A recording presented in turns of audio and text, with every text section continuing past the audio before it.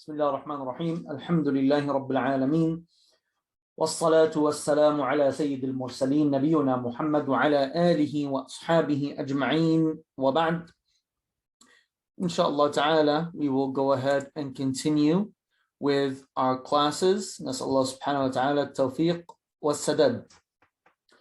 The author says, باب الصيام, the chapter of fasting. Fasting is one of the arkan of Islam. The verses in the Quran and the statements in the Sunnah are many. He says, يثبت دخول رمضان باستكمال شعبان 30 يوما. So the process of a month entering in the Islamic calendar is with the previous month ending a complete 30-day cycle. If the prior month completes a 30-day cycle, then automatically, since there is no 31st day, automatically the following day will be the first of the next month. Another way that the new month could enter would be أو برؤية الهلال. Seeing the crescent when it first appears means the beginning of the next month. ويكفي شهادة عدل.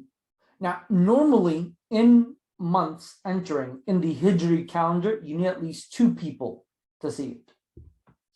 However, we find a hadith where Ali ibn Abi Talib radiallahu ta'ala anhu, he lets the Prophet sallallahu alayhi wasallam know that he's seen the moon, the hilal. And the Prophet sallallahu alayhi wasallam, in this unique situation, only having one person as a witness to the moon, he announces Ramadan. The Shafi'iyya took this to mean that we're being extra cautious because of, with Ramadan, you have a lot of things that go into effect, like fasting. However, with that being said, they also said that if there were things set on a certain date, like a man telling his wife, "Anti taliq awwal yawm Ramadan," you are divorced once the first day of Ramadan comes around. This, if Ramadan came in only with that one testimony, we would not consider that a full yaqeen appearance of or entrance of Ramadan. Therefore, that talaq would not apply. Or say that a debt was due the first day of Ramadan. Even though we're starting it, we will not allow this beginning to impact contracts and agreements and things of that nature. Why? Because we only allow one person's testimony for the interest of a month, which is not the norm. The norm is two. That's when we accept it. But we're allowing this exception due to the fact that it is Ramadan. But all these other things won't go into effect. وشروط صحة الصوم النية. As we've seen in previous ibadah, in wudu, in salah, in zakah even, you have to have the niyyah. So here's the same thing, but you have a problem. What's the problem? The problem is niyyah, or fasting begins with the entrance of the prayer. With the entrance of the prayer. Time telling and knowing exactly the entry moment is difficult. Sure, one might argue that with modern day clocks it's a lot easier, but the fact remains that it's a difficult process. And this is why we see a hadith speaking about the niyyah to be done for siyam the night before, tabyit al-niyyah. So in siyam, the rule changes, and this is the only place that the niyyah changes from the norm. Instead of being at the beginning of the act, it is actually way before the act, the night before. Okay? This is the only time that would change. All other chapters, it'll be the same with the first act, except for fasting. He says, فَإِنْ كَانَ فَرْضًا اشْتُرِطَ التَّبِيتُ قَبْلَ الْفَجْرِ. التَّبِيت meaning the night before you make your intention. وَالتَّعْيِينُ كَصَوْمِ رَمَضَانِ. So in your intention, oh Allah, you don't say, oh Allah, I intend to fast in your heart. No, you say, I intend to fast Ramadan. أو نذر. And nadr is like you vowed or you took an oath that if this happens, I will fast. Why do people do that? They do it for one or two reasons. One, hoping that their dua will be accepted. Two, so that way they could enforce that which what they like doing and make it into a sunnah. Make it into a faridah. Because with nadr, that action automatically becomes a faridah, an obligation upon you. He says, وَشَرْطُ صِحَّةِ الصَّوْمِ also al-imsak. So that's your second rukn, which is imsak. Imsak of what? Technically, it's imsak عن كل المفطرات. Anything that would nullify the fast, you avoid. عن الجماع عمدا. Sexual intercourse, deliberately. وعن الاستمناء. Masturbation. وعن الاستقاءة, vomiting. وعن وصول عين إلى ما يسمى جوفا. إلى ما يسمى جوفا, the inner cavities of your body. If anything bypasses the openings, pay attention to that, the openings, then your fast is broken.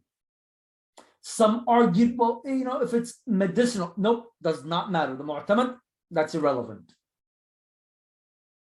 But what about an injection? If it gets to the cavities, then it has broken your fast.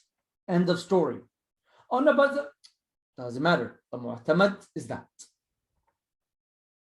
Okay.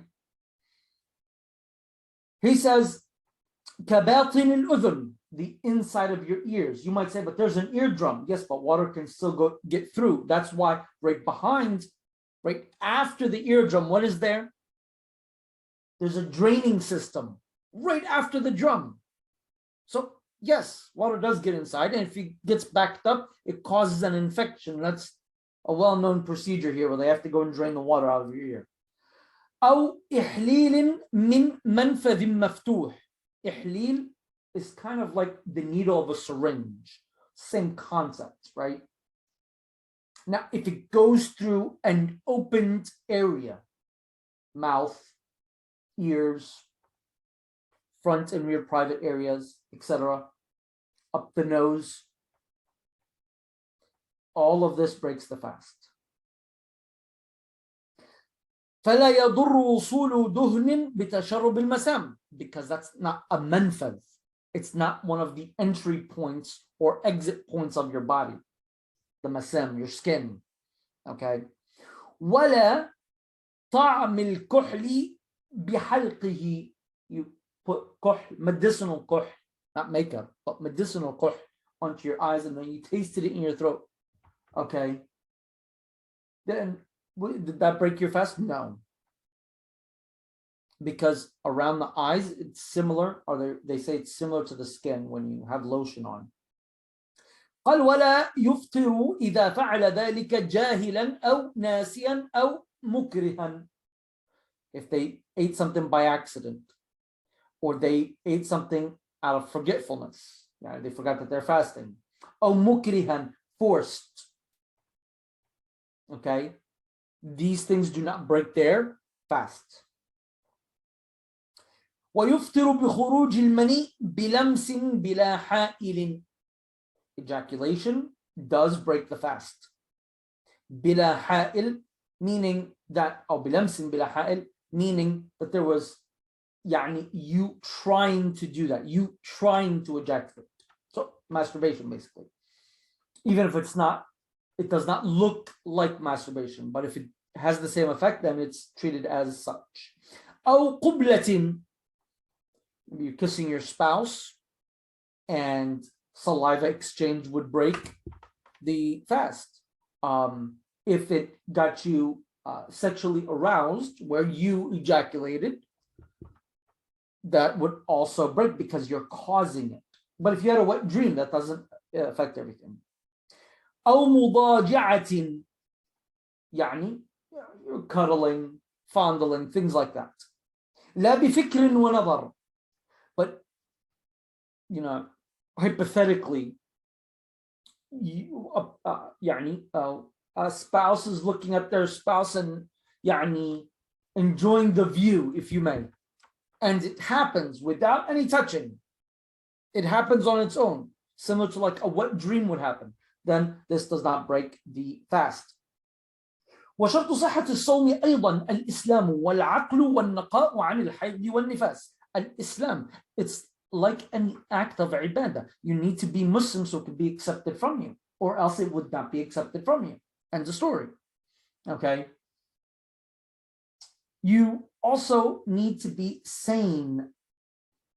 Sane. You know what you're doing. Because the majnoon, there's no taklif upon him. والنقاء عن الحيض والنفاس, that the adillah, and I love what our Shafi'i scholars say. They say the taklif for the haid and the nufasa is that they don't do these acts. That's their taklif. جميل.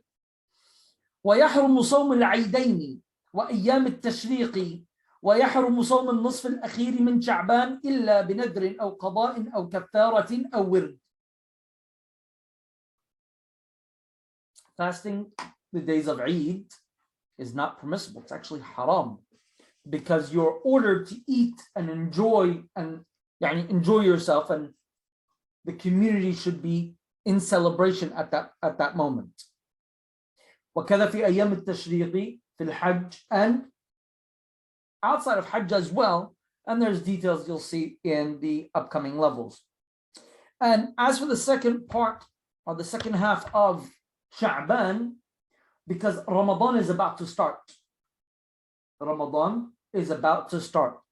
You don't want to cause confusion. However, with that being said, if you had a nadhr you had to fulfill, or you're making up from the previous Ramadan, or you had a kaffara you had to fulfill, as in punishment, and part of it was fasting, or you had a wird meaning that, we'll say you fast every Monday and Thursday. Well, there's going to be Mondays and Thursdays in the second half of Sha'ban, right? You can go ahead and fast it. وهكذا. So as long as the reason pre-existed that timing, then you go ahead and do it. وشروط وجوب صوم رمضان العقل والبلوغ والقدرة على الصوم. In order for fasting to be an obligation upon you. Now, this is not the conditions of acceptance. This is the conditions in order for you to be included as a person that needs to follow this assignment. Al-aql, sanity, right? Does it matter if you're Muslim or not? No, because even the kafir, it's wajib upon them. It's just that if they did it, it wouldn't be accepted. And you can always think about that as an employee that he was never signed on just yet. He filled out the application and they never called him back. But he was so obsessed with the job, he put on a suit and he went to the office building. They told him, you can't come in, you don't have credentials. So he sits down on the sidewalk and he starts doing his reports. What reports? You're not in there. You don't have your credentials yet. You're not even hired by these people yet. You have to be hired first so anyone can accept any work you're going to do. He could sit out there for the rest of his life for all that matters. As long as he's not part of that company, he's not getting in, and nothing that he does will be looked at. So it's the same thing for the kafir when it comes to ahkam al-sharia. This is why, when you see those kuffar in mosques trying to pray like us, they're not, it's pointless. Jameel, it's pointless. Wal-bulugh, because assignments in Islam only come after you reach the age of puberty. Before that, you should be in training.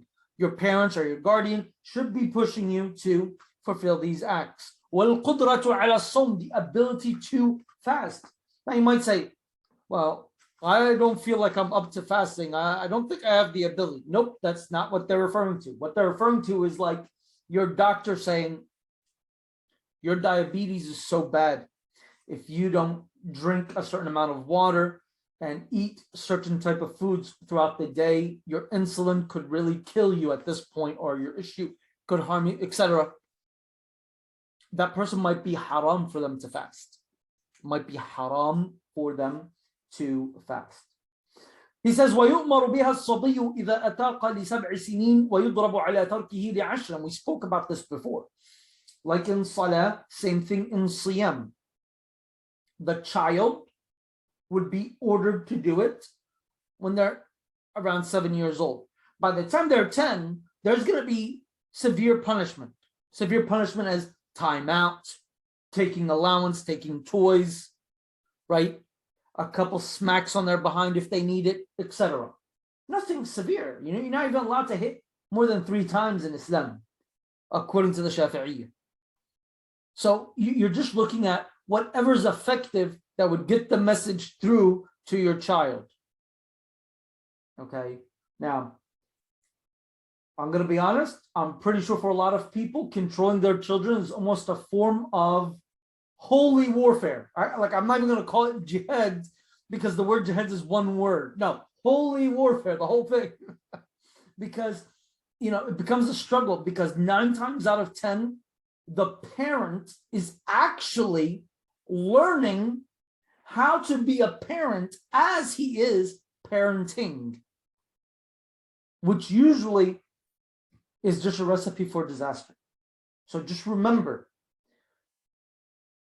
as a parent, you're still learning how to be a parent. The kid is a kid. He just wants to play and have fun. Okay? Remember that. Because if they're guilty of doing something wrong, you're guilty of having children without being mentally and physically and educationally prepared as well. You get it? So you might carry as much fault as that child when they did something wrong. Think about that, because that changes the whole perspective. Now, he says, وَيَجُوزُ الْفِطْرِ لِلْمُسَافِرِ سَفَرًا طَوِيلًا مُبَاحًا. نعم, but that's if you've traveled before the day started. But if you're traveling after Fajr, you can't break your fast. Remember in Tayammum, we said that, not Tayammum, I'm sorry, in Masah al-Khuf, we said if you started it as a resident and left, then you're still treated as a resident. You only get the 24 hours, even though you are now a traveler, right? Same thing here. If you left as a resident who is fasting, you can't break the fast. But if you left at night before Fajr came in, then you don't have to fast that following day. Now, if you were to break the fast, you cannot claim that you did so for safar, for traveling. You could, however, if it is the case, out of exhaustion and not being able to power through because of the travel. But you can't say, I'm breaking it because I have a rukhsa. If you left after Fajr, you don't have that rukhsa anymore. That's the whole point of the mas'ala. A lot of people get confused on that.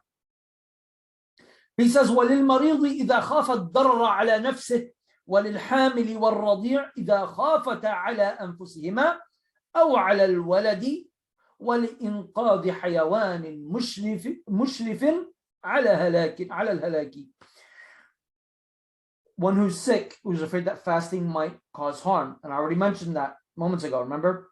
And the pregnant woman or a woman giving a breastfeeding, she might also break her fast if she's afraid that this might impact the child, whether it's in her breast milk or nutrition for her unborn child yet, right? Or if you see an animal drowning in the water or a person drowning in the water, and you are so out of it because of fasting, but if you drink down quickly some water, right, it'll give you the boost that you need to swim out there and save them. Jameel. Or there's a fire, and if you get a sip of water, it'll give you the boost that you need to run in and save someone's life or an animal's life. You go ahead and do so. Jameel. But then what's the ruling after these scenarios? He says, وَيَقْدُونَ كُلُّهُمْ. All of those people that we mentioned, they're going to make up that day. Okay. وَيَجِبُ مَعَ الْقَضَاءِ بِكُلِّ يَوْمٍ مُدٍّ. And for every day that they missed fasting, they're going to give out a mud.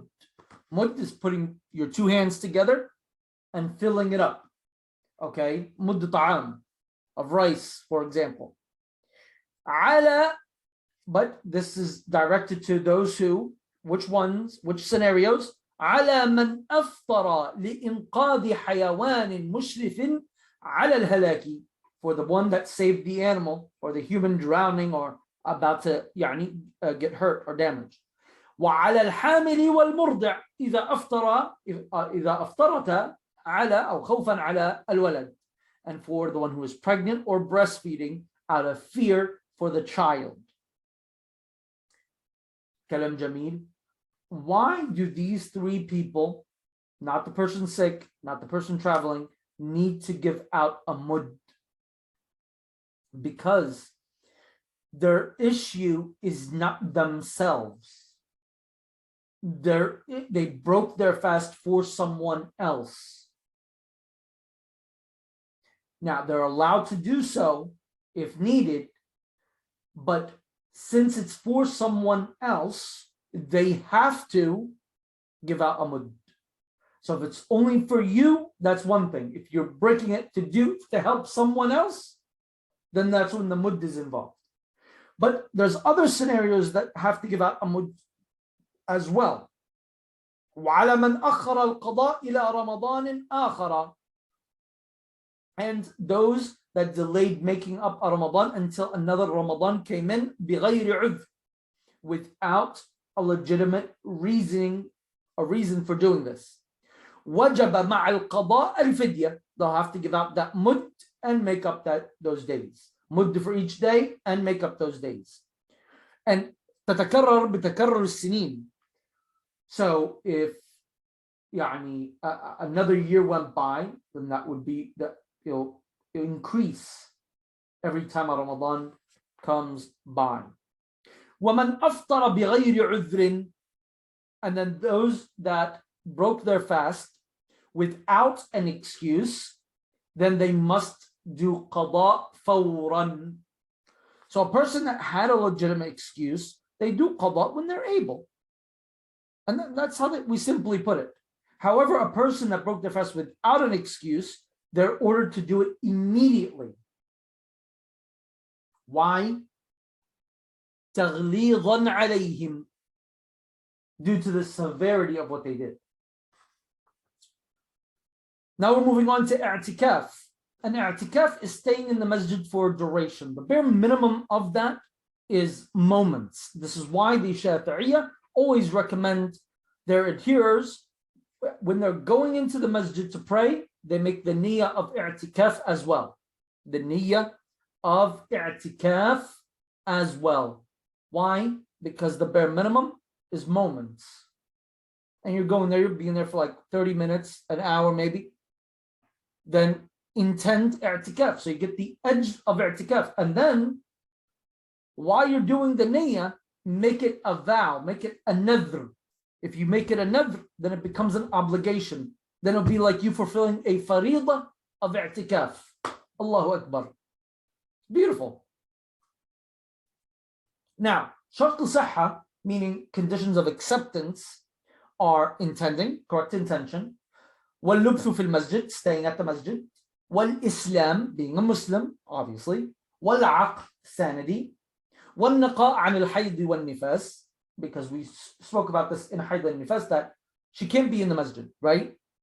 والطهارة عن الجنابة, because the junub is not supposed to be in the masjid as well.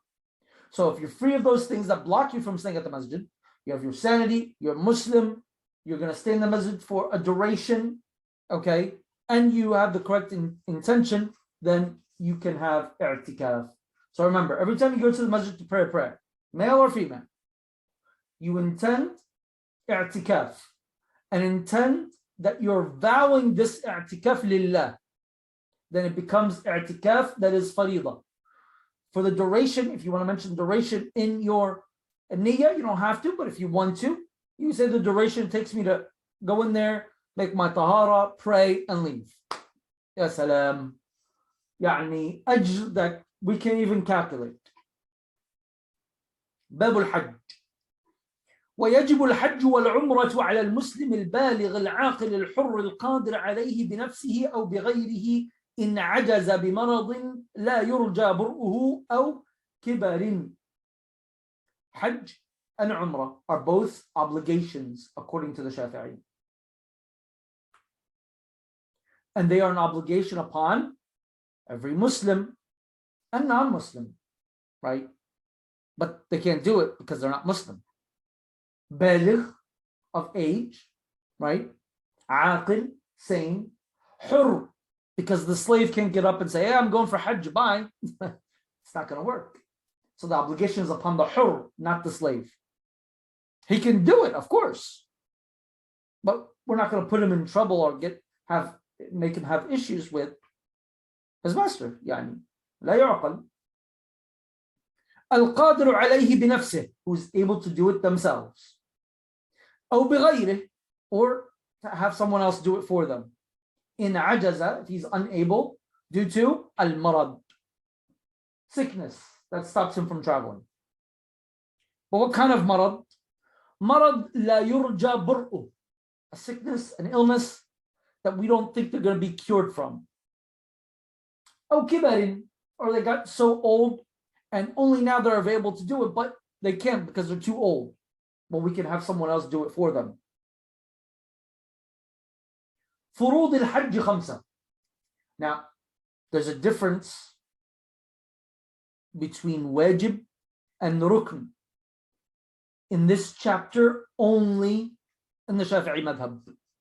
See how I gave you that exception about the intention in fasting? And I told you it has to be done overnight. That's the only exception in niyyah. In the chapter of Hajj, it has one exception, and that is this is the only time we have things called arkan and things called wajib. And they're not the same thing. In every other chapter, they are the same thing, except for the chapter of Hajj. Well, what's the difference? The difference is that the furud cannot be made up. And there's a sequence of events if you miss something. While the wajibat, if you make an error in it or forget it, there's another sequence of events that actually can make it up for you or have you do something else to make it up in its spot. So you can fix it. Not with the furud though. If you didn't do it, you basically distorted your whole Hajj. There's no way out of this. What are the furud of Hajj? He says, al-ihramu wa huwa al-niyya bil-qalb. The niyyah in the qalb. And there's, in Hajj, there's a lot of things that are verbal, even the niyyah. So you can also say it with your tongue, but it has to start in the heart. وَالْوُقُوفُ بِعَرَفَةٍ, standing on the Mount Arafah. Arafat, as a lot of people will say it. وَالطَّوَافُ بَعْدَ الْوُقُوفِ, the tawaf that you do after Arafat. وَالسَّعْي, meaning in between Safa and Marwa. وَالْحَلْقِ أو التَّقْصِيرِ, shaving or trimming your hair. There's khilaf on that. So they'll say either or. As for the wajibat, ihram from the miqat. Now, if you missed the miqat and you can go back and do it, you need to. If you can't, you'll see shortly what you need to do. وَالْمَبِيتُ بِمُزْدَلِفَةَ لَيْلَةَ النَّحْرِ.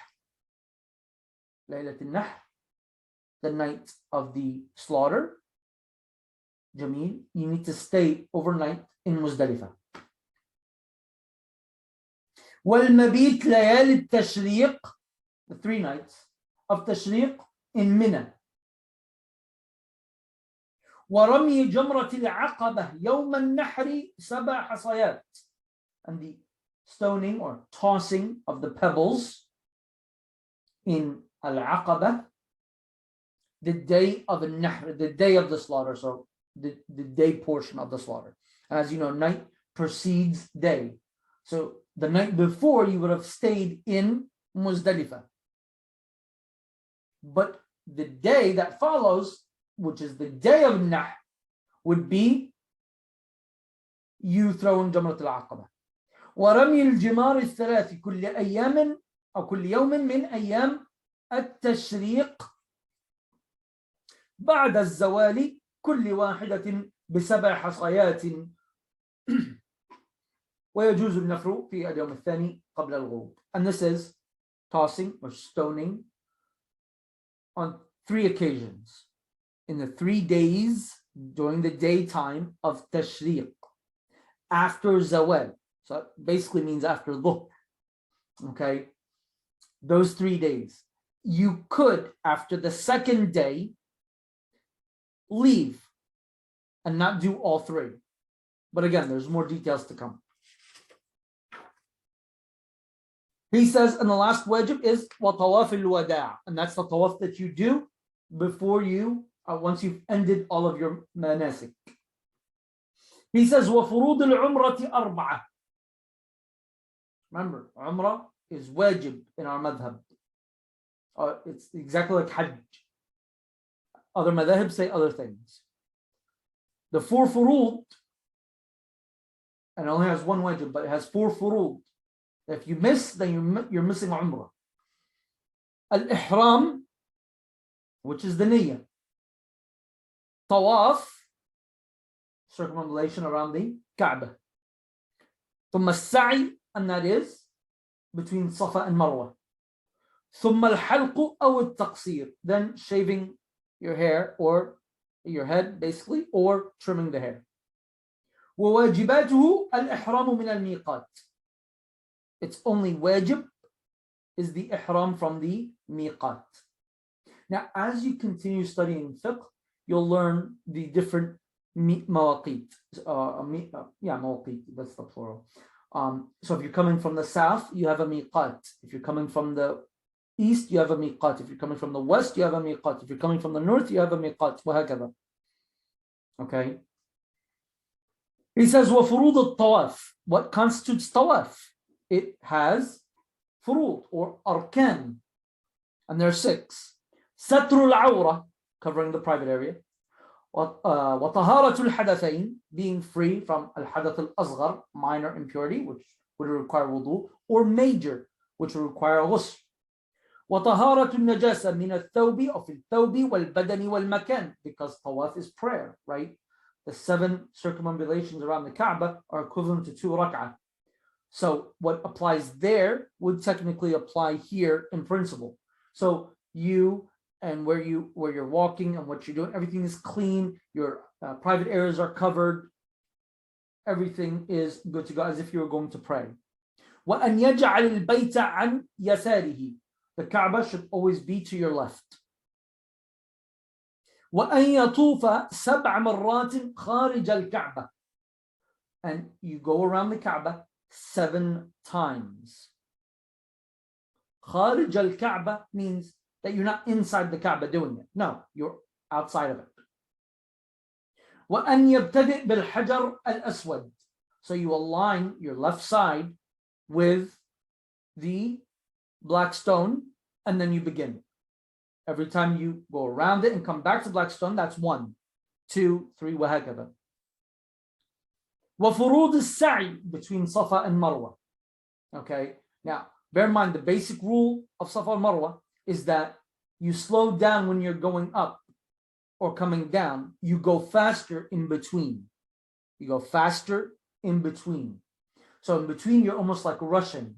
But as you start your ascent or descent, you slow down. As for the furud, أن يبدأ بالصفا في المرة الأولى وبالمروة في الثانية وهكذا سبعا. Okay, so you should end back where? At a Safa. How do we know that we begin with Safa, not with al-Marwa? Because the Prophet ﷺ said, begin with what Allah has begun with. إن الصفا والمروة من شعائر الله. In the Quran, Allah starts with as-Safa. So that's where we begin. We begin with as-Safa. وأن يكون بعد طواف الركن أو القدوم بحيث لا يتخلل بينهما الوقوف بعرفة. So you get there, you do your 7 tawaf, and then you go and you do your sa'i immediately after. He says, للحج تحللان. In Hajj, you enter into a state we call the state of ihram. This state blocks you from doing things. There's things that you cannot do. We're going to speak about that in a moment. You cannot do.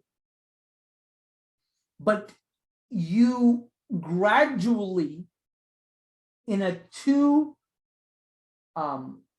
stages, release and remove yourself from ihram to al-hil again. It's a process. Okay? Once these things are met, you gradually leave. And then you get back to the state of al-hil. And this is why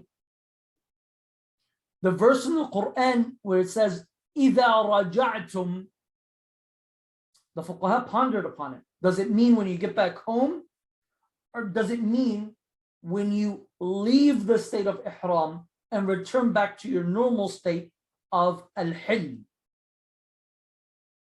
He says, al-hajj tahallulan. Okay, this is what's going to release you from ihram. الأول يحصل باثنين من ثلاثة.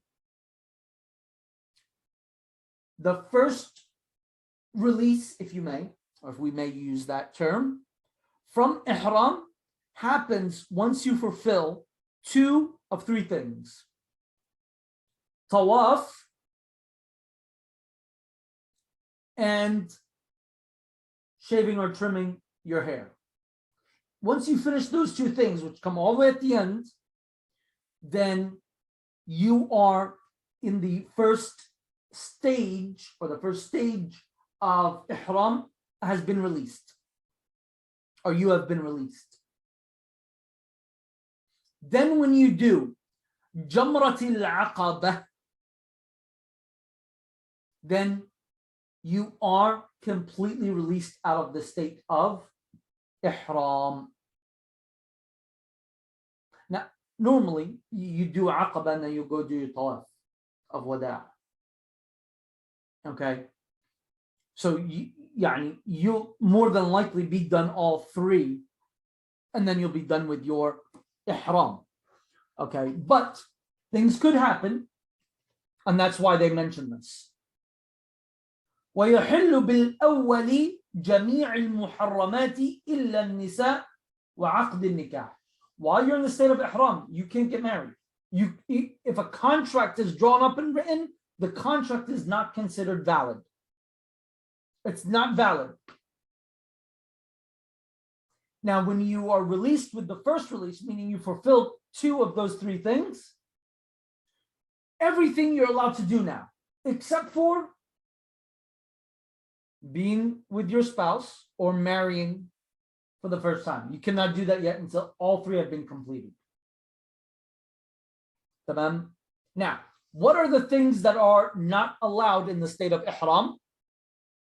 He says, وَيَحْرُمُ بِالْإِحْرَامِ سِتَّةُ أَشْيَاء. There's 6 things. الأول ستر الرأس أو بعضه بما يعد ساترا عرفا ووجه المرأة ولبس المخيط في بدنه إن كان رجلا ولبس القفازين للمرأة. So here's the first one. Covering your head or some of your head with what would be considered a cover over your head. So if what's covering your head is not a covering of the head, then it would not constitute that. So holding an umbrella up would not break your head. Okay? And for the woman, covering her face. Why did he say it for the woman? Because the woman does cover her head, right? She's not included in this. Her head will be covered. That was referring to men. For women, she can't cover her face. You cannot wear a garment, kalam jameel, of clothing on the body for the men. A woman can. The man, he has the wrap of ihram. It looks more like a towel. And the woman cannot wear gloves. Women cannot wear gloves. So this is your first set of things that are haram for you to do while you're in the state of ihram. Number two, الطيب بما يعد طيبا, having a good scent on you due to you using something that is used for that purpose. And that's on you, on your the ihram wrap, where you're sleeping, etc. In other words, if you packed a sleeping bag, make sure that it was not washed with downy because it could impact you. Okay? أو طعامه, don't eat something that has a nice scent to it. You're not allowed to use any type of perfuming or good smells on you or on what you have with you while you're in the state of ihram. Number three, دهن شعر الرأس واللحية. That's like using creams and gels and oils in your hair or in your beard. Jameel. Especially beard if you're a man, because beard hair falls very easily. And if you look at number four, removal of what? إزالة الشعر والظفر, hair and nails. So if your beard plucks easily, meaning every time you touch it, a few strands come out, you want to avoid touching your beard while you're in Hajj. Okay? If you bite your nails, you want to avoid biting your nails while you're in Hajj. He says, وَكَفَّارَةُ هَذِهِ الْأَرْبَعَةِ. Now, if you do one of these four things, how do you make up for it? He said, شاة. يعني you slaughter a شاة. لله. تمام? Sheep. If you can't, then you feed 3 آصع لستة مساكين لكل مسكين نصف صاع. What's a sa'? We spoke about this before. Every sa' is 4 mud. And a mud is putting your both hands together and curling it up slightly. You fill that up, and that's called a mud. So if you're going to divide 3 sa' upon 6 masakin, he says, so each miskin, each someone poor, will get half of a sa', which would be 2 mud, because a sa' is 4 mud. 3 sa', that would be 3 times 4, that's 12 mud. You're going to divide it upon 6 poor people, so that'd be 2 mud per person, or half a sa' per person. You can't do that either, then you fast 3 days. The 5th act that is haram, he says, al-jima', sexual intercourse. فإن جامع في العمرة فسدت ولزمه إتمامها. If a person has sexual intercourse during Umrah, then that Umrah is no longer valid. They still have to finish it. You still have to finish it. Even if it's Hajj, you still have to finish it. But it won't count. So towards you. But since you're still in the state of ihram, you have to finish it. أو في الحج, or if you had sexual intercourse during Hajj, before the first release, إن كان عامدا عالما مختارا, if the person did so knowing, he did it deliberately, and he did it by his own free will and choice, that Hajj is no longer valid. But he still has to do what? Fulfill it. Because you're still in the state of ihram. وَيَقْضِيهُمَا, meaning he'll have to redo this Hajj or Umrah that he had sexual intercourse during.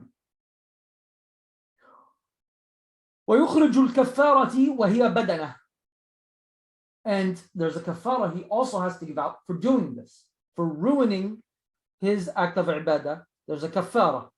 What is it? أن يخرج بدنه, meaning a camel. Can't find it? Then a baqarah, then a cow. Tamam?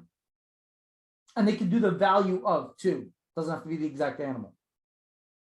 But if they can't find a camel or a cow, then 7 sheep. Can't find any sheep, then they give out food in the value of the badana, of the camel. Kalam Jamil. If they can't, then you take the value of the camel and you see how much food it would buy. Then you divide that upon mud. And each mud will be equal to a day of fasting. So if it came out to 100 mud, then you have to fast for 100 days to make up for this matter. The 6th and the last of the muharramat that happened during ihram is istiyadu sayd, hunting for food. You're not allowed to do so. You're not even allowed to have someone do it for you. That would also impact you. He says, وَيَحْرُمُ صَيْدُ الْحَرَمَيْنِ, and add on top of that, hunting in the haramain is haram. So it's not only haram because you're in ihram, but it's haram also because where they are. وَقَطْعَ أَشْجَارِهَا عَلَى الْمُحْرِمِ وَالْحَلَالِ, removing the plants from the land in and around the haramain is haram. And what do we mean by in and around? We mean what constitutes the city. So the city of Mecca and the city of Medina. Okay, there's debates on whether it encompasses the whole city or not. You'd learn that in more advanced books. And even if you're not in the state of ihram, you still can't do these two things. You can't hunt, you cannot pluck out the plants of Mecca and Medina. وإذا فعل شيء من ذلك وجبت الفدية إلا صيد حرم المدينة وشجرها. Now, if a person does hunt or pluck the trees while they're in the state of ihram, then they have to do the fidya. What fidya? The same fidya that we just mentioned when we spoke about sexual intercourse. Except for if this were to happen in Medina, hunting the animals that reside within or the plants, there's no kafara for that. There's no kafara for that. We're going to stop here, inshallah ta'ala.